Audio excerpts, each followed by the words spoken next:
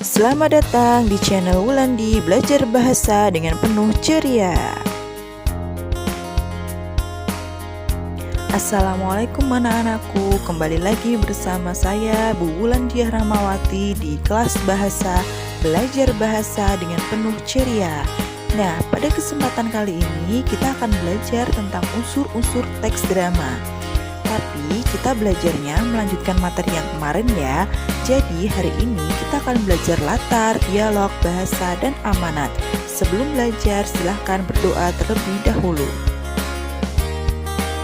Baiklah, untuk yang pertama adalah latar. Latar itu dibagi menjadi 3 ya, yaitu tempat, waktu, dan yang terakhir adalah latar suasana. Ketiga latar ini memiliki ciri sendiri ya. Nanti akan saya bahas di slide selanjutnya. Yang pertama adalah latar tempat. Nah, tempat ini menunjukkan di mana tempat tokoh atau si pelaku mengalami kejadian ya. Misal di gedung, di sekolah, di hutan. Jadi biasanya untuk menentukan latar tempat ini kita harus membaca jeli dari teks tersebut karena biasanya latar tempat itu tersirat. Oke, kita lanjutkan.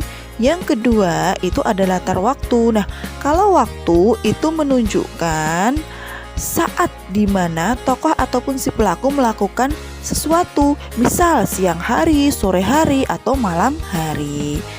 Terus yang ketiga yaitu latar suasana. Nah, latar suasana ini masuk ke hati ya, jadi masuk ke perasaan, sedihkah, gembirakah, atau terharu, seperti itu ya. Haru di sini maksudnya mengharukan ya, jadi kayak perasaannya tuh, wah ceritanya ini mengharukan sekali, jadi kita terbawa oleh perasaan itu. Lanjut, yang selanjutnya adalah dialog. Nah, perhatikan ya, dialog ini dibagi menjadi 3, yaitu ada tokoh, wawacang, dan yang terakhir adalah kramanggung. Jadi kalau tokoh itu pemeran, kalau wawacang itu ada dialog yang harus diucapkan, dan kalau kramanggung itu perbuatan saat mengucapkan dialog. Biasanya berada di belakang dialog tanda koma. Misalnya si A mengatakan, "Hai, apa kabar?" dalam kurung sambil melambaikan tangan. Oh, berarti si A itu sedang melambaikan tangan sambil berkata apa kabar. Baiklah, kita lanjutkan. Nah, yang selanjutnya adalah bahasa. Nah, bahasa yang dimaksud di sini merupakan media komunikasi antara tokoh.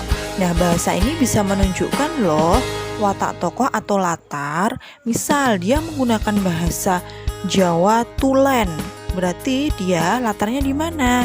Ya, di orang Jawa. Misalnya dia menggunakan bahasa Sunda, nah latarnya di tanah Sunda. Selain itu, bahasa juga bisa menentukan sikap lo ya, atau karakter. Misalnya orangnya itu pakai bahasanya kasar, nah bisa jadi dia wataknya arogan, kasar juga. Atau misalnya dia pakai bahasanya lembut, kalem, halus, nah bisa jadi dia orangnya baik, tidak jahat, seperti itu ya. Baiklah, kita lanjutkan. Yang terakhir itu adalah amanat. Nah, amanat ini adalah pesan ya. Amanat ini harus ada dalam setiap drama. Kenapa? Karena amanat ini sangat penting. Dia bisa memberikan pesan untuk penonton supaya penonton bisa mendapatkan pelajaran atau pesan yang ada di dalam cerita. Jadi cerita itu tidak sia-sia, semuanya ada faedahnya. Seperti itu ya. Jadi amanat itu intinya adalah pesan ya, pesan yang ada dalam teks drama yang bisa kita temukan setelah kita membaca dan memahami drama tersebut. Alhamdulillah sudah selesai. Terima kasih yang sudah mau mendengarkan materi pada hari ini. Tolong dipelajari baik-baik ya, dipahami. Nah, dibantu subscribe-nya ya supaya Bu Wulan lebih semangat untuk bisa membuat video-video lainnya. Selamat belajar. Wassalamualaikum warahmatullahi wabarakatuh.